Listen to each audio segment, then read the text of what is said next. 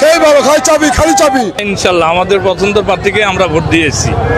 অনেকক্ষণ লাইনে দাঁড়িয়ে আছি, মন টন শুকিয়ে গেছে। বগুড়া জেলা মোটর শ্রমিক ইউনিয়নের নির্বাচন কিন্তু চলছে এবং আজকে সকাল 8টা থেকেই ভোট গ্রহণ শুরু হয় এবং ভোট গ্রহণ চলবে একেবারে বিকেল 4টা পর্যন্ত। যেমন আমরা জানতে পেরেছি যে আজকে কিন্তু মোটর শ্রমিক ইউনিয়নের 13তম ত্রিবার্ষিক নির্বাচন এবং এই যে নির্বাচন সকাল থেকে কিন্তু উৎসব মুখর পরিবেশে বগুড়ার শহরে প্রাণকেন্দ্র সাতমাথার পাশে জেলা স্কুলে কিন্তু এই যে নির্বাচন সেই নির্বাচনগুলো অনুষ্ঠিত হচ্ছে এবং এতে কিন্তু শ্রমিক নেতারা অংশগ্রহণ করেছেন। আমরা যতটুকু জানতে পেরেছি যে নির্বাচনে 118 জন প্রার্থী বিভিন্ন পদে প্রতিদ্বন্দ্বিতা করছেন। এর মধ্যে কিন্তু সভাপতি পদে রয়েছেন 2 জন, কার্যকরী সভাপতি পদে 1 জন, সহ সভাপতি পদে 15 জন, সাধারণ সম্পাদক পদে 2 জন, সহ সাধারণ সম্পাদক পদে 10 জন। এছাড়াও কিন্তু আরও বিভিন্ন পদে মোট 118 জন প্রার্থী কিন্তু এবার যে মোটর শ্রমিক ইউনিয়নের 13তম নির্বাচন ত্রিবার্ষিক নির্বাচন সেই নির্বাচনে কিন্তু তারা প্রতিদ্বন্দ্বিতা করছেন।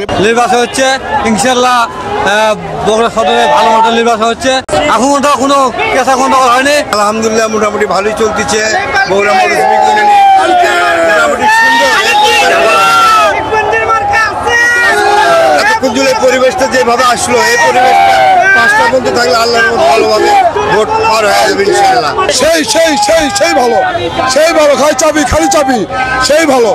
সবাই সব জাতি ভাই, আমাদের কোনো সমস্যা নাই, সেই ভালো। বর্তমানে খুব সুষ্ঠুভাবে নির্বাচন হচ্ছে, এখানে ভোট গ্রহণ হচ্ছে। ইনশাল্লাহ আমাদের পছন্দের প্রার্থীকে আমরা ভোট দিয়েছি।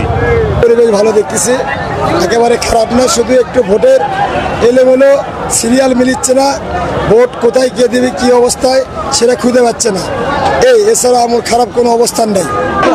অনেকক্ষণ লাইনে দাঁড়িয়ে আছি, মন টন শুকিয়ে গেছে। কোথা থেকে শেখের গোলা ইউনিয়ন থেকে।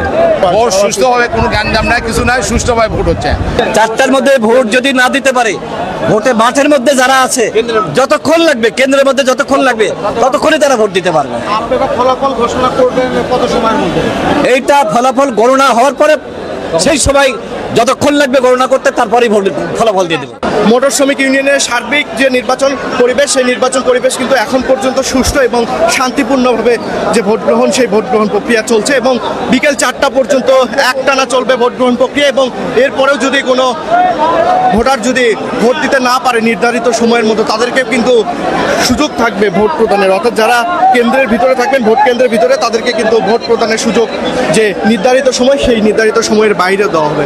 দর্শক যারা দৈনিক করতোয়ার সাথে যুক্ত ছিলেন তাদেরকে এখনকার মতো ধন্যবাদ জানিয়ে বিদায় নিচ্ছি। আমি রায়নুর ইসলাম এবং আমার সাথে ছিলেন মুক্তার শেখ।